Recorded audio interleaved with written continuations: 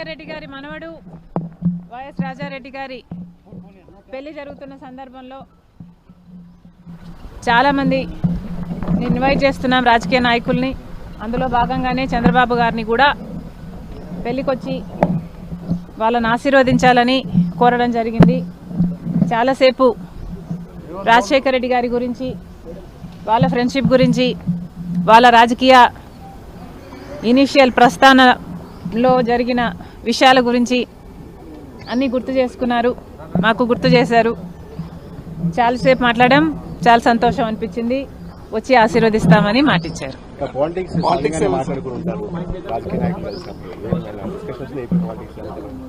లేదమ్మా, actually mostly Rajasekhara Reddy గారి గురించే ఆయన ప్రస్తావించారు.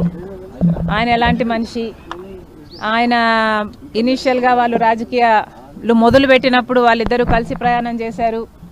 పొద్దున్నుంచి సాయంత్రం వరకు వాళ్ళు కలిసే ఉన్నారు, జీప్లలో కలిసి తిరిగారు. ఇలాంటివన్నీ ఢిల్లీకి వెళ్ళారు, అప్పుడు చీఫ్ మినిస్టర్కి వాళ్ళిద్దరు కలిసి చేసిన ప్రయత్నాలు అయితేనేమి, ఇలాంటివన్నీ చెప్పుకుంటూ వచ్చారు. మేడం, కాంగ్రెస్ పార్టీలో మీ పాత్ర ఎలా ఉండబోతుంది? మీకు ఎటువంటి పదవి మీరు అనుకుంటున్నారు వస్తుందని చెప్పి వాళ్ళు ఏఐసీసీ నుంచి మీకు ఏమన్నా పార్టీ ఏ పదవి ఇవ్వాలి, ఏ బాధ్యతలు ఇవ్వాలి అనేది కాంగ్రెస్ పార్టీ ప్రెరోగేటివ్. కాంగ్రెస్ పార్టీలో because it is the largest secular party చేరడం జరిగింది. రాహుల్ గాంధీ గారు ప్రధానమంత్రి అయితేనే మన దేశానికి మంచి జరుగుతుందని, కమ్యూనల్ వైలెన్స్లు తగ్గుతాయని రాజశేఖర్ రెడ్డి గారే రాహుల్ గాంధీని ప్రధానమంత్రిని మనస్ఫూర్తిగా చేసుకోవాలి అనుకున్నారు. కాబట్టి అదే జరగాలి, అది జరిగితేనే మన దేశానికి మంచి జరుగుతుంది అని చేరడం జరిగింది. ఇంకొకసారి చేరిన తర్వాత వాళ్ళ చేతుల్లో మనం పెట్టుకున్న తర్వాత వాళ్ళు ఎలా ఆదేశిస్తే అది నమ్మకంగా చేయాల్సి ఉంటుంది. ఈ అన్ని రాజకీయాలు ఎట్లా డెవలప్ అవుతాయి, నాకు ఏ బాధ్యతలు ఇస్తారు అన్న దాని మీద డిపెండ్ అయి ఉంటుంది. So we should all wait and see all in due time. Chandrababu గారిని చూడడాన్ని ఏ విధంగా కలవడం ఏ విధంగా చూడొచ్చు అంటే, మామూలుగానే ఒక ఫ్రెండ్లీ ఎన్వైరన్మెంట్లో అందరం చూస్తే బాగుంటుంది. నేను లోకేష్ గారు ఒక ట్వీట్ నాకు రిప్లై చేశారు.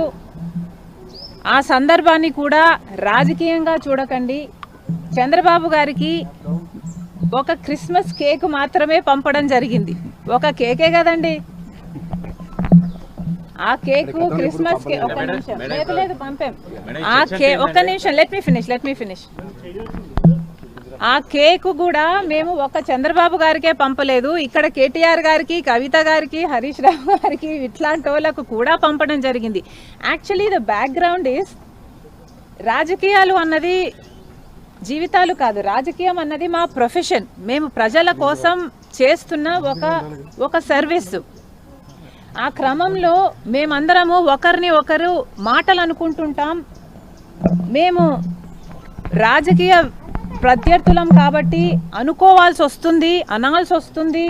అలాంటి బిటర్నెస్ని ఓవర్కమ్ చేయడానికి పర్సనల్ లెవెల్లో కూడా ఒక పండగ వస్తేనో ఏదైనా పెళ్ళి వస్తేనో వాళ్ళకు ఒక కేక్ పంపిస్తే ఆన్ అ ఫ్రెండ్లీ నోట్, పర్సనల్గా బిటర్నెస్ ఉండకూడదు, అందరం ఫ్రెండ్లీగా ప్రజల కోసం పని చేయాలి అన్నది కాన్సెప్ట్.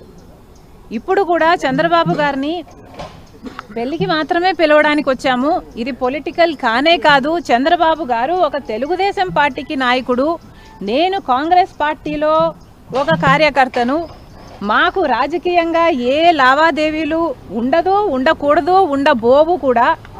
రాజశేఖర రెడ్డి గారు కూడా తన సొంత పిల్లల పెళ్లిళ్ళకు కూడా చంద్రబాబు గారిని ఇన్వైట్ చేయడం జరిగింది. చంద్రబాబు గారు కూడా రావటం జరిగింది, మమ్మల్ని ఆశీర్వదించడం జరిగింది. ఇదేమీ వింత కాదు, విచిత్రం కాదు.